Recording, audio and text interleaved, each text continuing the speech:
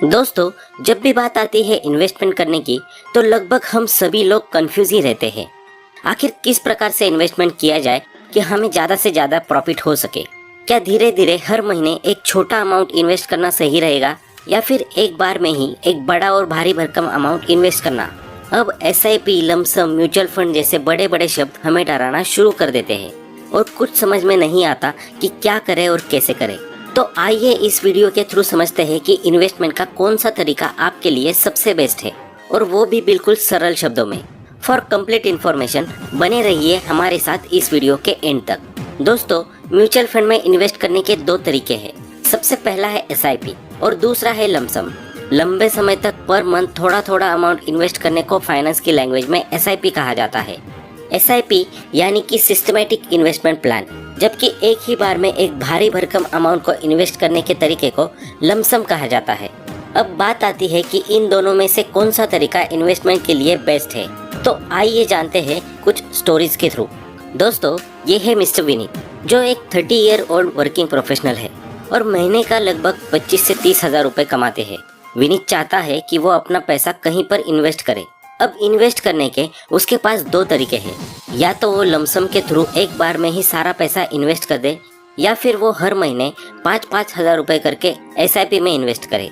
क्योंकि विनीत के पास पैसों की थोड़ी कमी है और अपने जॉब के बिजी शेड्यूल के कारण वो मार्केट रिसर्च जैसी चीज़ों पर ध्यान नहीं दे पाता है, इसलिए उसने डिसाइड किया कि वो अगले 20 महीने के लिए 5-5 हजार रुपए SIP में इन्वेस्ट करेगा।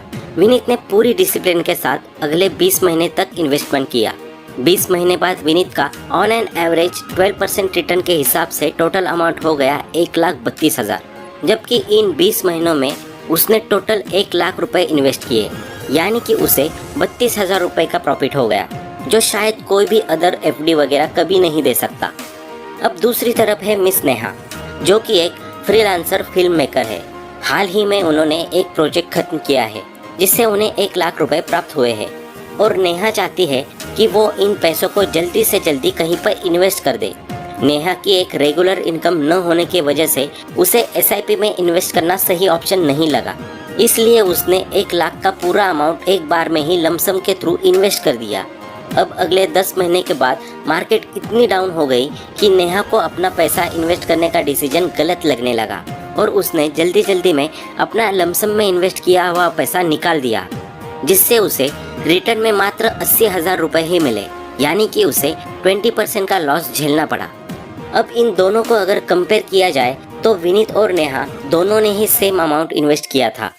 विनीत ने SIP के थ्रू किया था, जबकि नेहा ने लमसम के थ्रू किया था, लेकिन एक को 12% का प्रॉफिट हुआ तो वही दूसरे को 20% का लॉस।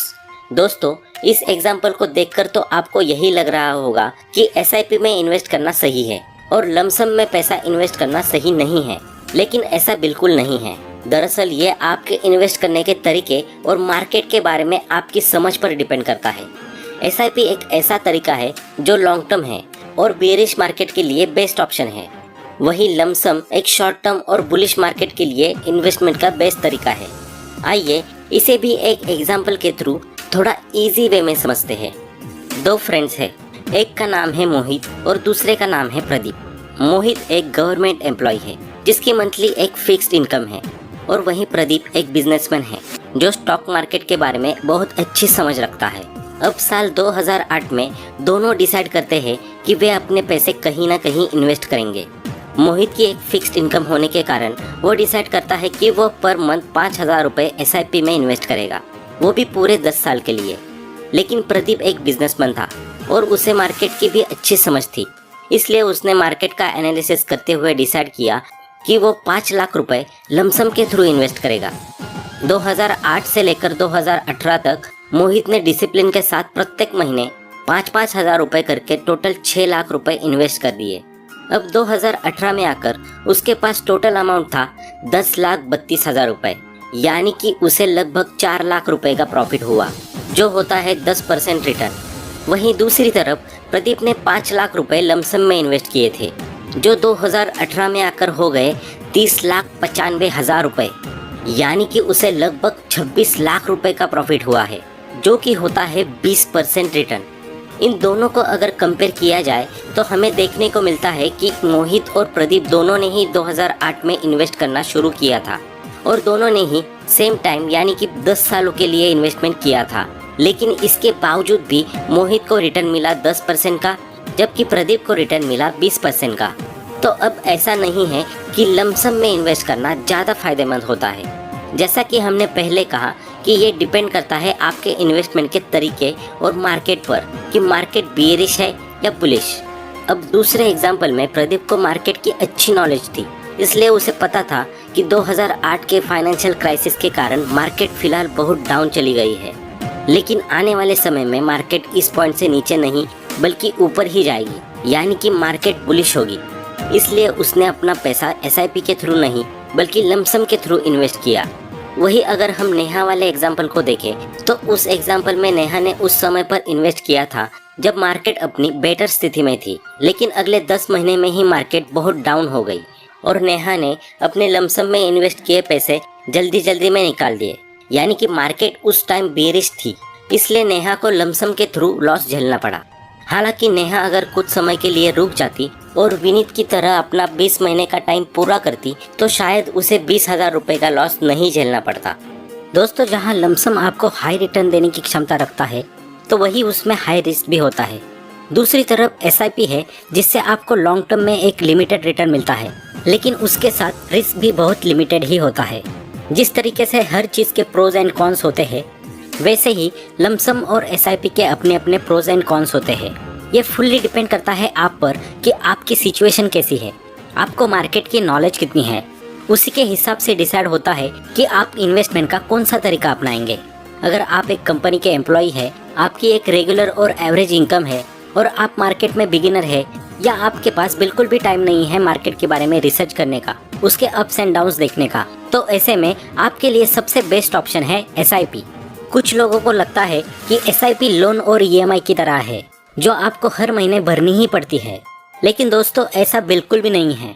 आप जब चाहे SIP के अमाउंट को जमा करना बंद कर सकते हैं।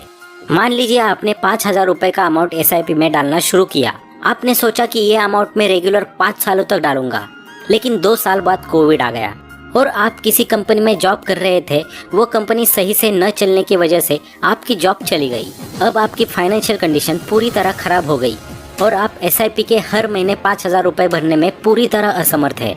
तो ऐसे में EMI और लोन की तरह आपको बैंक से कोई नोटिस नहीं आएगा, बल्कि आप उसी टाइम अपना SIP अमाउंट डिपॉजिट करना बंद कर सकते हैं और आपने पिछले 2 सालों में जितना भी पैसा इन्वेस्ट किया था उसे अगले 3 सालों तक वैसे ही रहने देते हैं, तो उस पर भी आपको रिटर्न मिलता रहेगा।